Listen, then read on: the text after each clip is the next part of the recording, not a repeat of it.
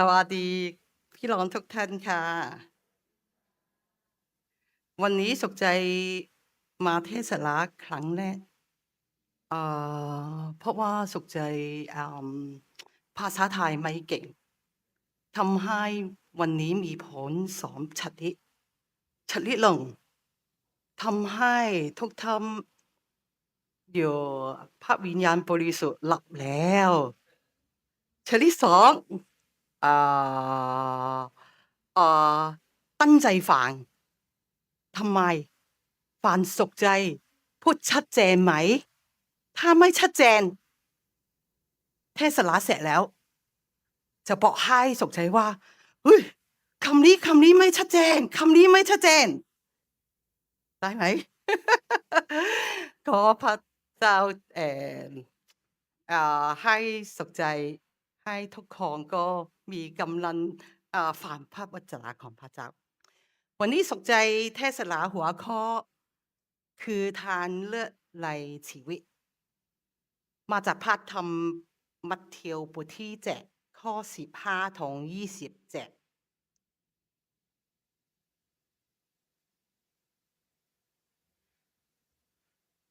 27ในชีวิต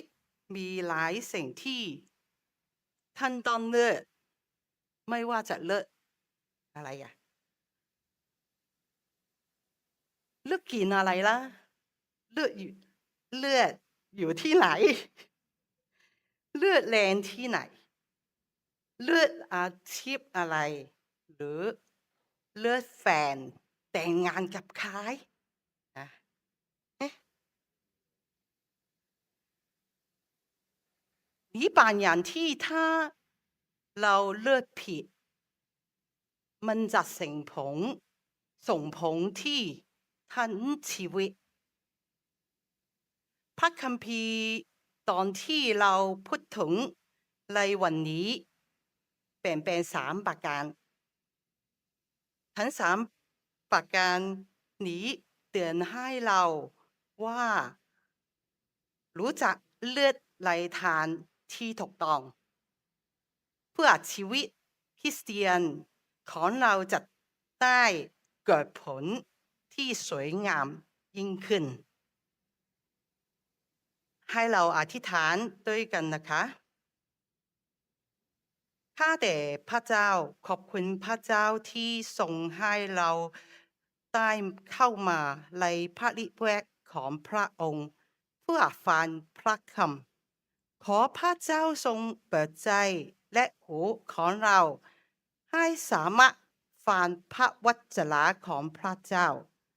ขอพระเจ้าทรงฟังคำอธิษฐานของเราในนามพระเยซูคริสต์อาเมน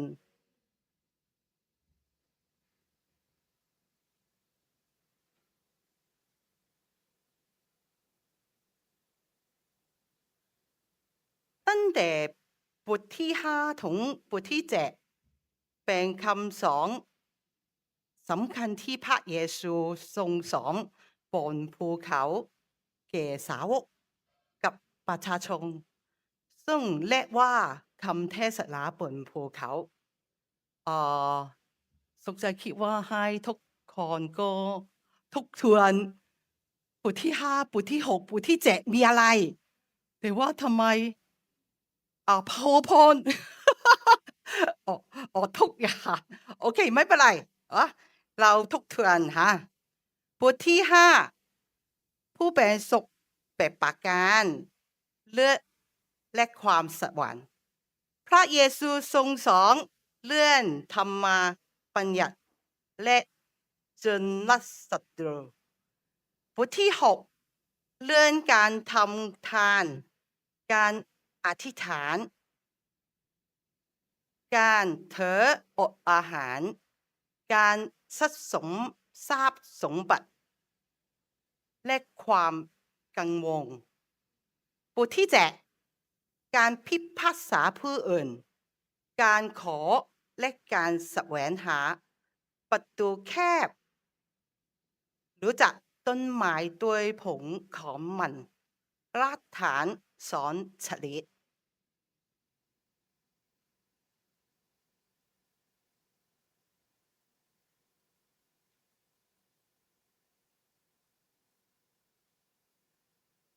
หลังจากที่พระเยซูสอนทุกอย่างเสร็จแล้วในบทที่7ข้อ13ถึง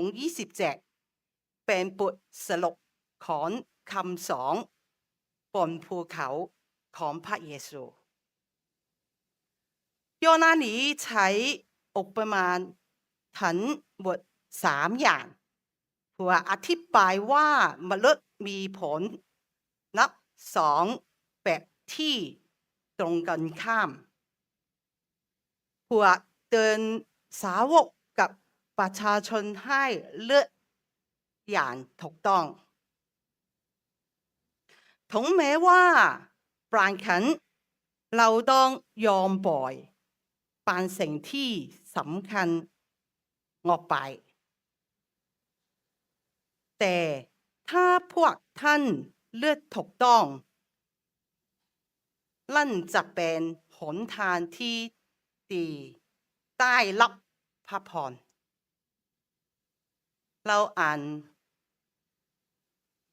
มัทธิวบทที่7ข้อ13ถึง14ด้วยกันขอพี่ลอง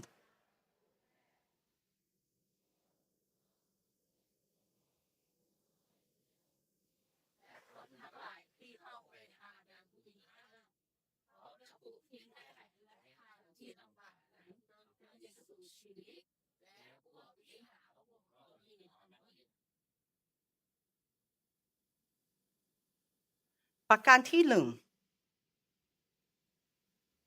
ท่านจะเลือกประตูแคบหรือไม่พระธรรม2ข้อนี้ไม่ได้เป็นการพยากรณ์ว่าคนที่เชื่อในพระเยซูมีน้อยแต่เป็นการบอกว่าคนที่ยินดีเดินตามทางของพระเยซูคำว่าเข้าประตูแคบในภาษากรีกประโยคคำสั่งว่าพวกท่าน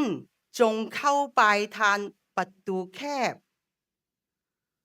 แล้วตามด้วยคำว่าเพราะว่าผู้อธิบายว่าการเปรียบเทียบระหว่างประตูกว้างกับประตูแคบการเป็นสาวกมีคือการตัดสินใจเลือกทางเดียวคือต้องเข้าไปทางประตูแคบพระเยซูทรงหนุนใจผู้ที่ติดตามพระเจ้าให้เลือกเดินทางประตูแคบเพราะว่า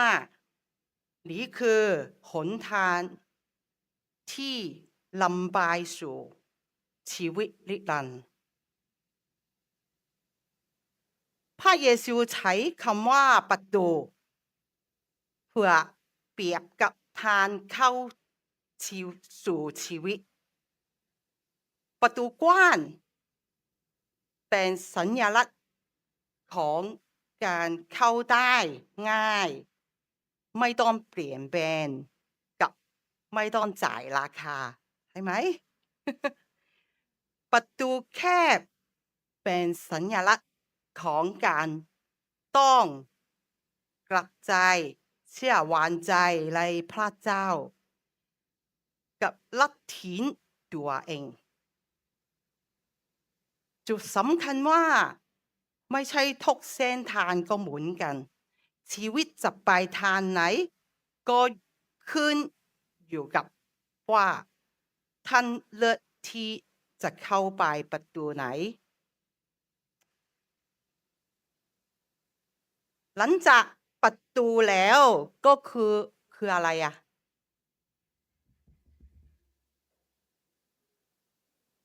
ทานซึ่งหมายถึงวิธีชีวิตที่คนที่คนหนึ่งดำเนินอย่างต่อเนื่องทานกว้างไหลไปตามกระแสโลก ดำเนินตามค่านิยมของโลกจริงๆไม่มีข้อจำกัดทานแค่ปฏิบัติตามพระประสงค์ของพระเจ้าดำเนินชีวิตตามความจริงไม่ง่ายต้องมีความอดทนจุดสำคัญว่าความเชื่อไม่ใช่แค่การตัดสินใจขันเดียวแต่เป็นการเดินทางทั้งชีวิตยกตัวอย่างสุขใจชอบเดินภูเขามากๆเมื่อก่อนทุกอาทิตย์ก็ไปเดินอ่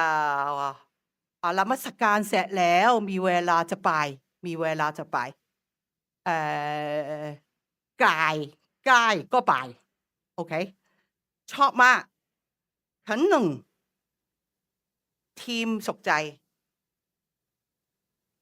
ได้เข้าร่วมการแข่งขันกิจกรรมผู้จัดได้ให้เราเลือกเส้นทางขึ้นภูเขา2เส้นทาง2ทางนะเพื่อดูว่าใครจะไปถึงจุดหมายได้เร็วที่สุด2เส้นทางก็มีเขาใหญ่กับกว้างหลงเส้นทางจะแคบกับไม่รู้มีอะไรคะคุณก็รู้ละ ปายก็รู้ละแล้วก็สุขใจทีมสุขใจเอ๊ะเอ่อคิดว่าก็คืนใหญ่เข้าใหญ่เข้าใหญ่ดีกว่าเพราะว่าสบายเพราะว่าตื่นขึ้นอ้ายแล้วก็จะไปล่าเลิศเข้าใหญ่กับกว้างแต่ปรากฏว่าเส้นทางนั้น很ไกลคุกเขียวเข้าใจไหมคุกเขียว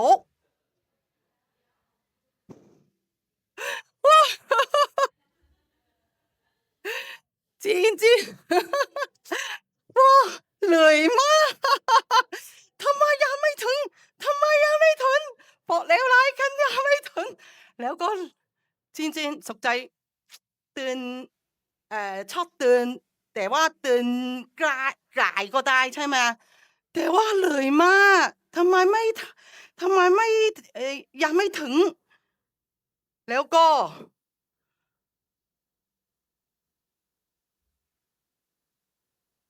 ส่วนอีก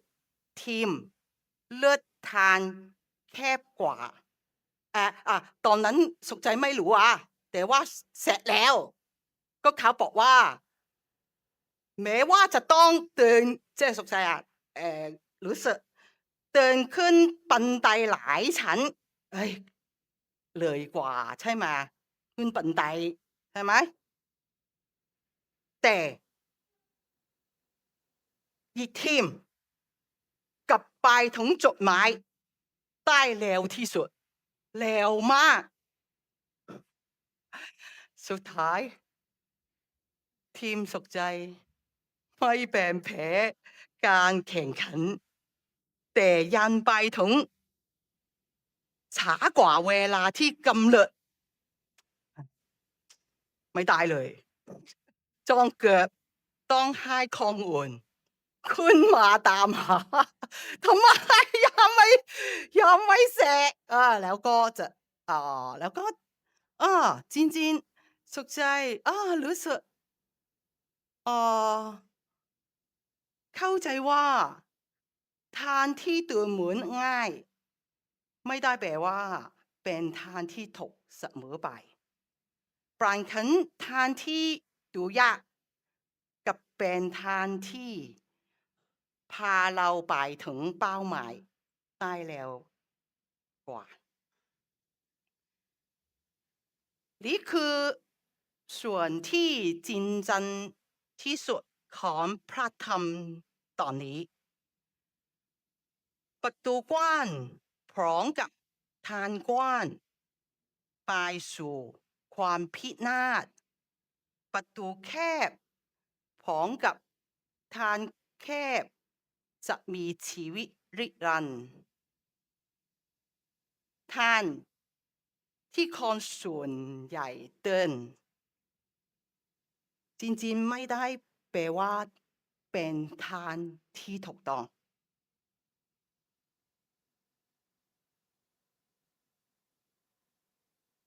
ข้อความคิดของ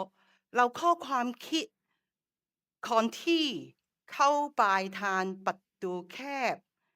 อย่างแท้จริงคือคนที่ยอมปล่อยวางกับปรับเปลี่ยนชีวิตของตนเอง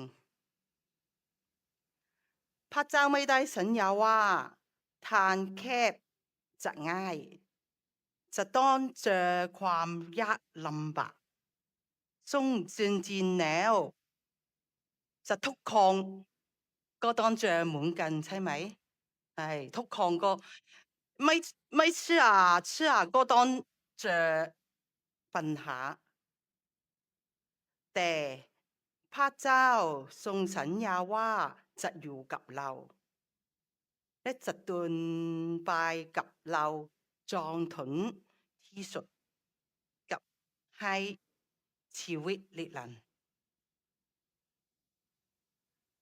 พระเจ้าอยู่ในโยชัวบทที่1 ข้อ 9สัญญาว่าพี่น้องงานบทที่1 ข้อ 9ค่ะ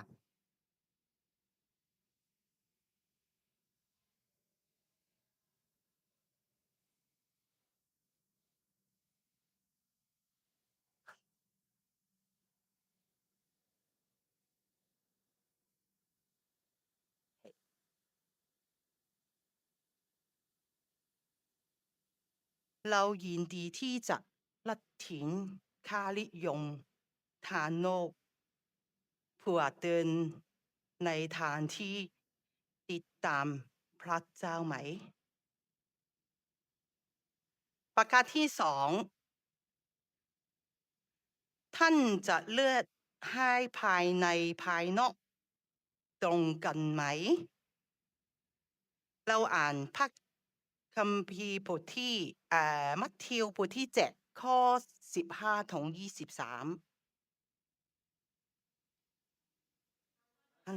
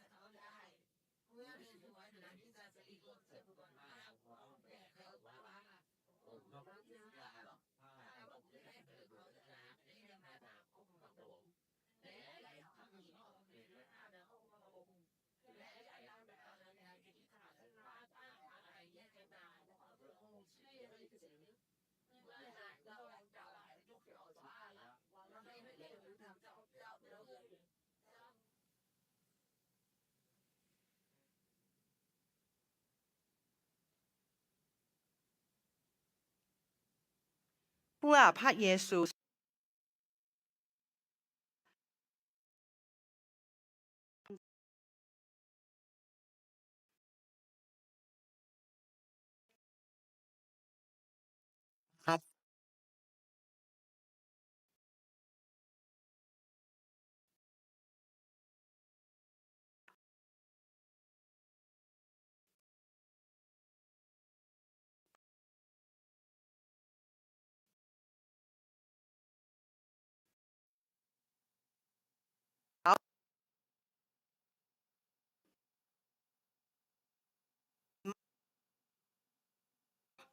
16พระเยซู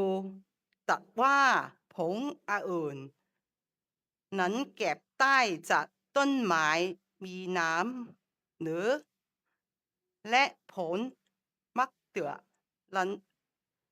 ลังจากเก็บได้จากเพื่อน้ำหรือทำไมพระเยซูจงตรัสเช่นนั้นเพราะว่าในอิสราเอลมีผลไม้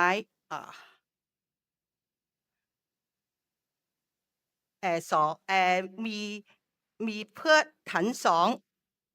ชนิดเป็นมีมะน้ำกับผลไม้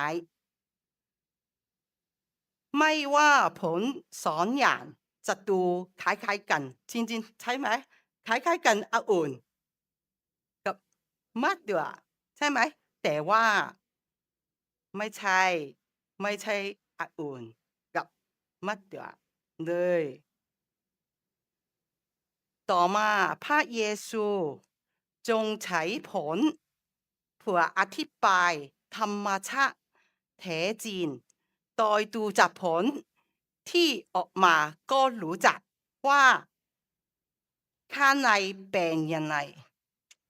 เมื่อก่อนอยู่ที่สุขใจรับใช้ที่เชียงรายหลงปีแล้วก็เชียงราย มีศูนย์เยอะๆใช่ไหมค่ะเพื่อนเชิญสุขใจ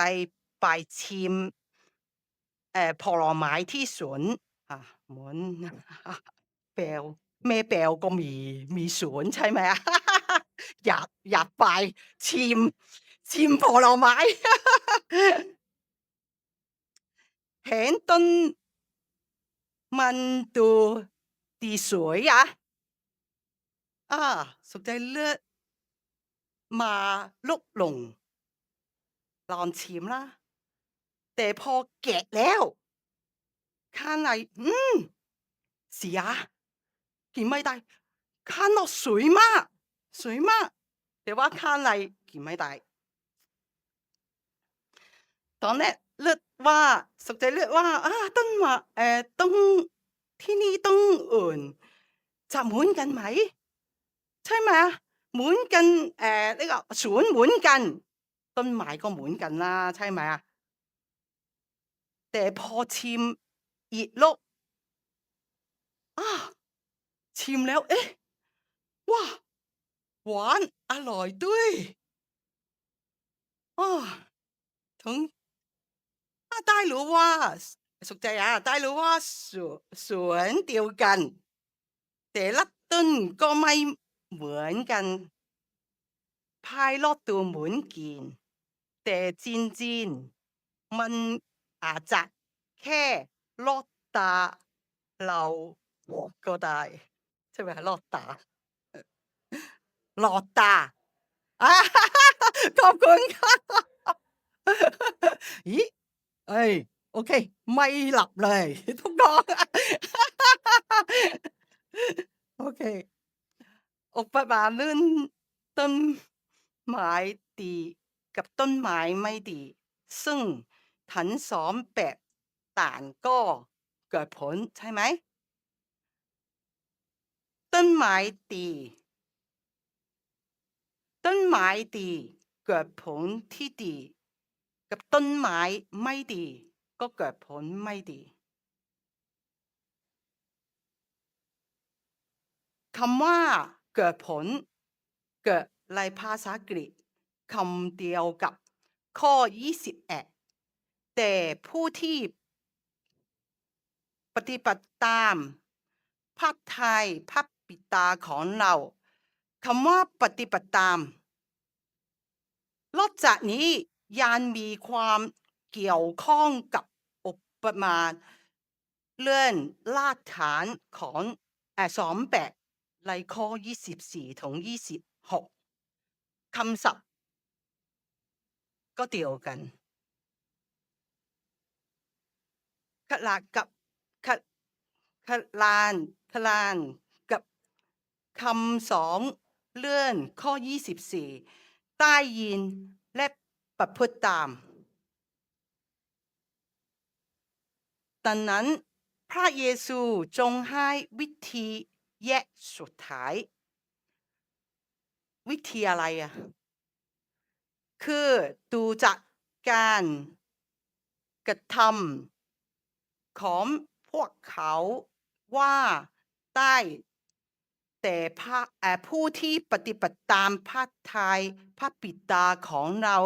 หรือไม่ในที่สุดทุกคนจะจำแยกได้จากผลที่พวกเขากระทำพระคัมภีร์ตอนนี้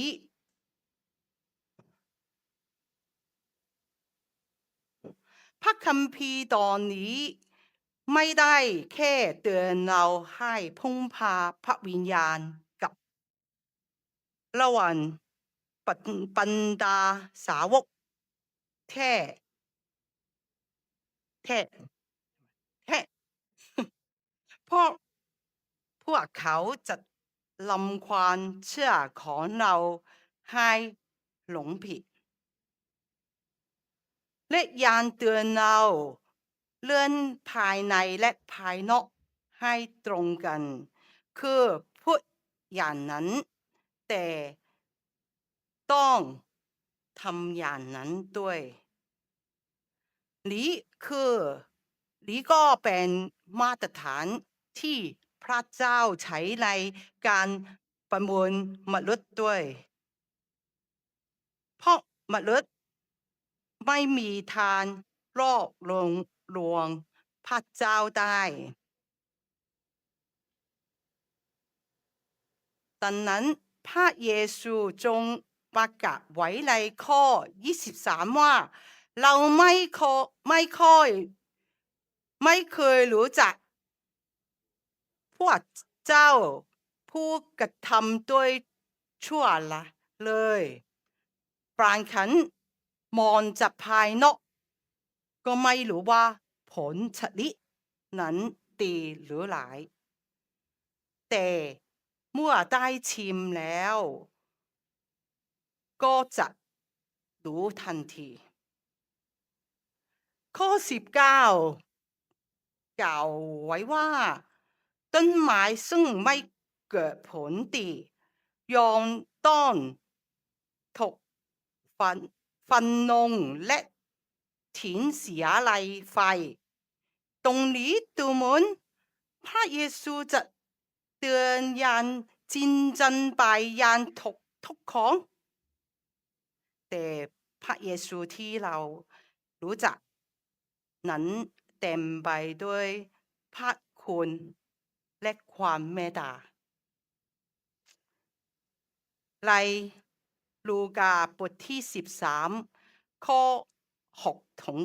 9เลื่อนออกมาเลื่อนต้นมะตัว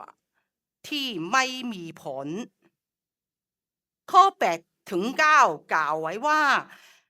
ขอเก็บเอาไว้10 ปีลองให้ข้าพเจ้าเพลินตีนใส่ปุ๋ยโตแล้วดูว่าจะเป็นยังไงพระเจ้าจริงๆตียังคงให้โอกาสให้เราเสมอแต่จจำไว้ต้องจำไว้ว่าโอกาสก็ยังมีวันสิ้นสุดใช่ไหมต้องสุขใจวันนี้มีพระเจ้าให้โอกาสสุขใจแต่ว่าสุขใจวันนี้ตายแล้วจะไม่มีโอกาสแล้วใช่ไหมเออเหมือนที่ข้อ9บอกว่าถ้าไม่เกิดผลก็จะตัดทิ้งก็ได้เราข้อความคิดไม่ใช่ตัวว่าท่านพูดอะไรแต่ ดูว่าท่านใช้ชีวิตยังไงลองถามตัวเองว่าชีวิตของเรากำลังเกิดผลแบบไหนความเชื่อของเราเป็นแค่หนังแกะหรือความจริงใจทั้งภายในและภายนอกประการที่สามจะเลือกสร้างบนรากฐานแบบไหนเราจะอ่านมัทธิวบทที่7ข้อ24ถึง27ด้วยกันข้อ24ถึง27แสดงให้เห็นถึงรากฐานสองแบบซึ่งเท่ากับคอนสอนประเภทรายการตอบสนองต่อพระวจนะคือทำตามและไม่ทำตามอุปมาใช้คำว่าทุกคนที่ได้ยินคำเหล่านี้ของเราและประพฤติตามซึ่งชัดเจนว่ามีความหมายเดียวกับอุปมาก็ก่อนหน้านี้ข้อ21ที่ว่าแต่ผู้ที่ปฏิบัติตามพระทัยพระบิดาของเรานี่คือคำเตือนสุดท้ายของคำเทศนาบนภูเขาคำว่า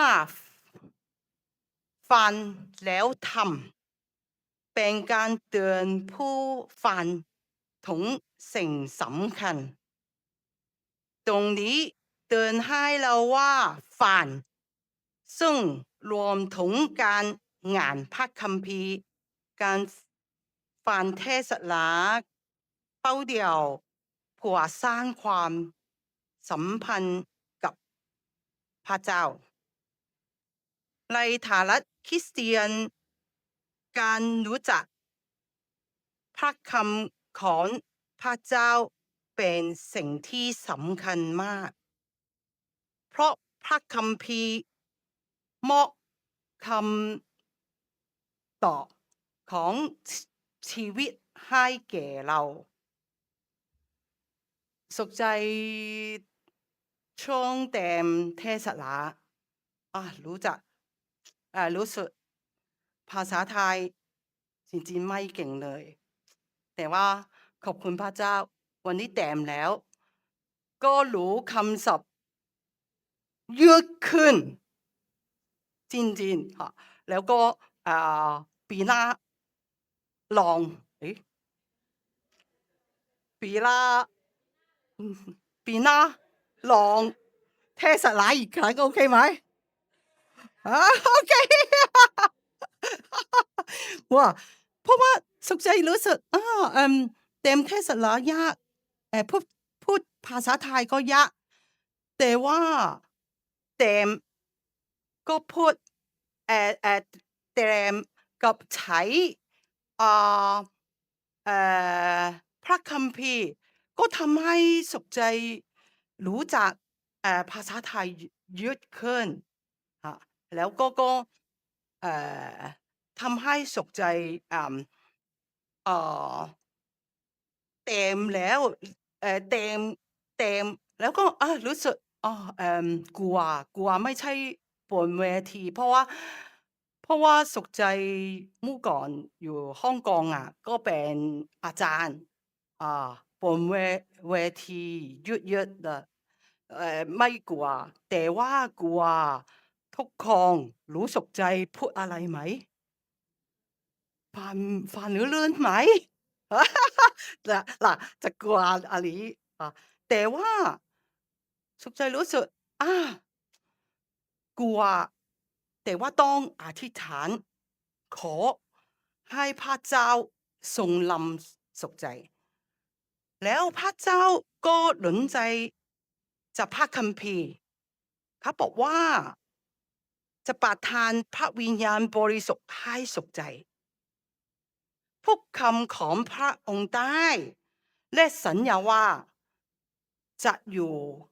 ด้วยกันตลอดจนถึงตอนนี้เสร็จแล้วก็รู้จักพระเจ้าให้สุขใจไม่กลัวเลยจริงๆตอนนี้สุขใจแท้ถึงตอนนี้ก็ไม่ใช่บอกสุขใจเก่งแต่ว่าจริงๆพระเจ้าเก่งกว่าสุขใจชอบพูดสุขใจอยู่ไม้กางเขนหลังไม้กางเขนไม่ใช่แค่สุขใจอธิษฐานเผื่อพระเจ้าให้สุขใจพูดชัดเจนแล้วก็ทำให้พี่น้องทุกท่านก็รู้พระคัมภีร์พูดอะไรไม่ใช่สุขใจพูดอะไรแต่ว่าสุขใจจริงรู้พระเจ้าสัญญาว่าอยู่กับสุขใจกับพี่น้องทุกท่านพระเจ้าให้กำลังใจสุขใจทุกวันผู้คิดบอกว่าจนถึงตอนนี้ใช่ไหมดังนั้นการอ่านพระคัมภีร์ของพระเจ้าจึงมีความสำคัญแต่ว่า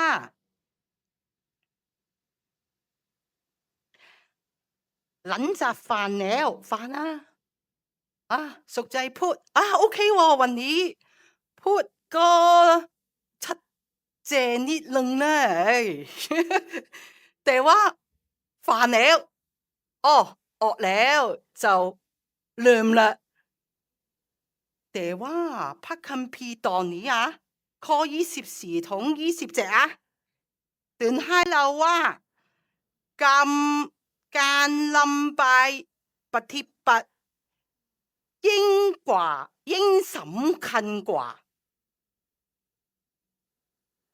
เหมือนที่ยากอบอกว่าข้อ1บทที่1ข้อ22เตือนให้เราว่าแต่จงเป็นผู้ประพฤติตามพระวจนะไม่ใช่เป็นเพียงผู้ฟังเท่านั้นมิฉะนั้นจะเป็นการหลอกตัวเองเราไม่ควรหยุดแค่การชอบฟังคำสอนดีๆพระเยซูเมื่อก่อนอยู่สาวกก็พูดพูดพระวจนะเยอะๆใช่ไหมทุกคนก็ชื่นชมยินดีพระเจ้าพูดดีแต่ว่าเราไม่ต้องชื่นชมปัญญาที่พระเยซูทรงสอนแต่คำสอนของพระเยซูต้องถูกนำไปปฏิบัติจึงมีความหมายและคุณค่าดังนั้นคนที่ฉลาดจริงๆไม่ใช่คนที่แค่ฟังคำสอนของพระเยซูแต่คือคนที่ฟังแล้วเต็มใจนำไปปฏิบัติเหมือนกับการสร้างบ้านที่ต้องเลือดลาดฐานต้องสร้างบ้านบนศิลาจึงรัดมันจงจะมั่นคงจงจะสามารถเผชิญกับปัญหาต่างๆได้ในทางตรงกันข้ามถ้าไม่ทำตามคำสอนของพระเยซูก็เหมือนบ้านที่สร้างบนทรายมีเจอปัญหา เมื่อเจอปัญหาก็จะพันลงได้ง่ายพี่น้องทุกท่านจำได้ปีที่แล้วแผ่นดินไหว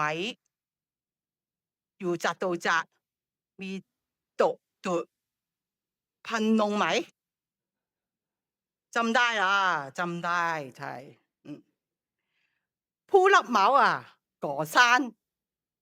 ใช้วัสวัสดุ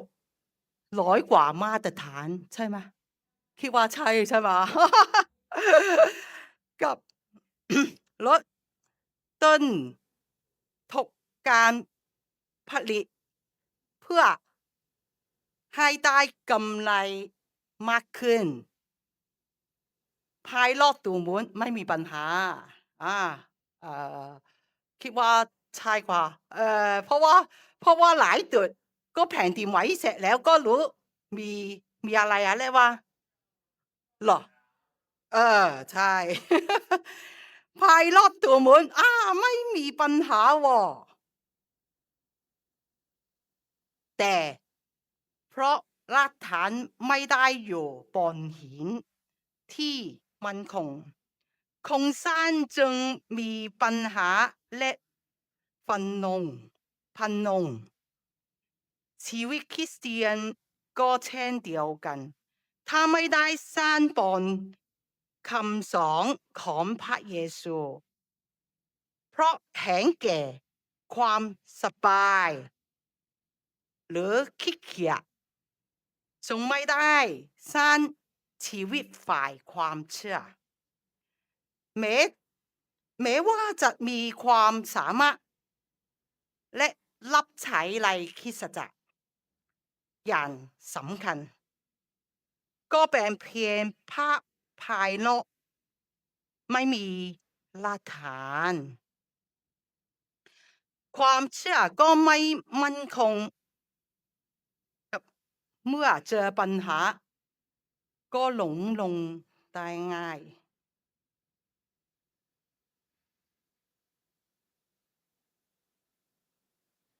พวกท่านปลูกต้นไม้แล้วมีอะไรก็ฝันชาวสวนใช่ไหมสู่ชาวสวน ใช่ไหมชาวสวนสองให้เราว่าในการเพาะปลูกใส่ปุ๋ยและรดน้ำตามเวลารากฐานก็จะมั่นคงถ้าความเชื่อมั่นคงเราจะสามารถแยกผู้เผยพระวจนะแท้ได้ชีวิตคริสเตียนก็เช่นกันสามารถเกิดผลที่สวยงามและเข้มแข็งได้เพื่อเราก็เหมือนต้นไม้จะดีหรือไม่ใช่แค่ดูสวยงามแต่ต้องให้คนอื่นชิมแล้วรู้สึกหวานดีเราข้อความคิด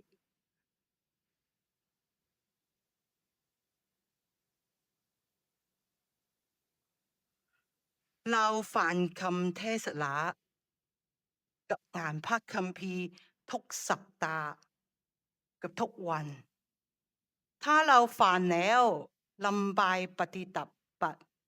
รากฐานของเราก็อยู่บนศิลาใต้พวกท่านฝันคำพระวจนะของพระเจ้าแล้วได้ลำบายปฏิบัติตามหรือไม่